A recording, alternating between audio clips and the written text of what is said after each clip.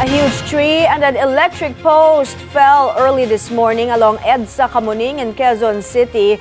Nandoon si Ryan Reloban para sa detalye. Ryan, may nasaktan ba dyan sa nangyari?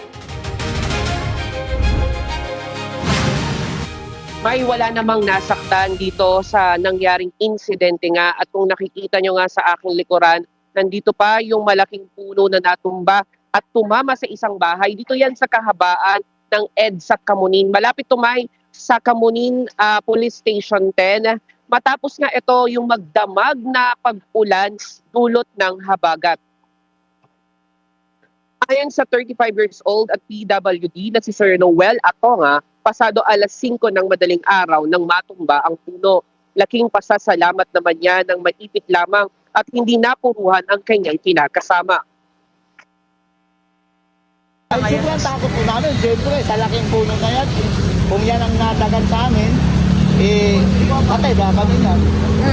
Kaya, ayun. May panawagan po kayo. Ay, sana po, mapansin ng mga gobyerno na mabigyan po kami ng kahit kunting tulong lang po para sa namin, panghanap buhay baga. Kasi nagtitinda po kami dyan. Paano yan? Hindi na kami makapagtinda. Kami nadulog na yung tindahan namin.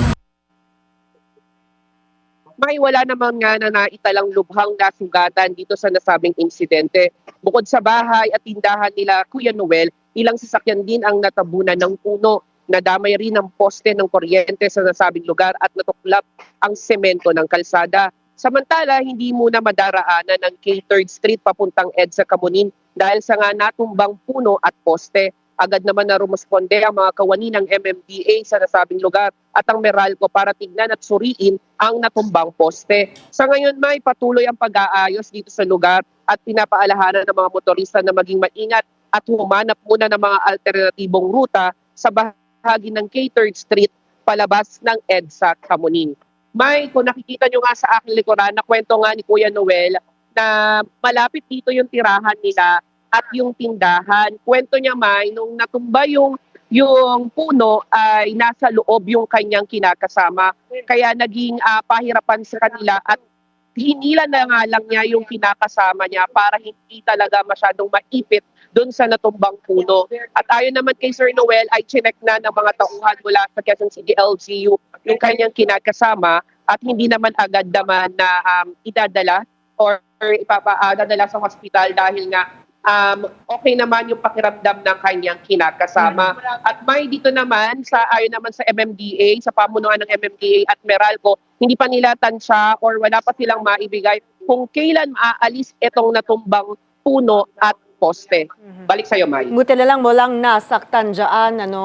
Pero Ryan, marami rin lugar dyan sa Quezon City ang binaha dulot ng napakalakas na ulan kahapon. Humupa na raw ang baha ngayon, pero kamusta na ang mga residenteng naapektuhan? May nakausap ka ba sa kanila at dun sa mga na-stranded din? May sa ngayon wala pa tayo nakakausap pero based doon sa post ng Quezon City LGU sa kanilang Facebook page ay kahit humupa na yung baha doon sa ilang lugar na matinding binaha talaga na umabot hanggang dibdib at lagpas to tatlo ay nananatili pa rin sa evacuation center ang libo-libo mga residente dito sa Quezon City. Kasi nga dahil tansya pa rin nila na posibleng lumakas pa rin yung ulan at kapag lumakas pa rin yung ulan at pagtuloy-tuloy pa to ay posibleng bumaha pa rin dun sa nasabing lugar sa kanila. Kaya hindi pa talaga nila mas gugustuhin na bumalik sa kanilang tahanan at pananatili muna sila sa iba't ibang evacuation center dito sa Quezon City. May? Maraming salamat, Ryan Reloban, nag-uulat mula sa Camuning, Quezon City.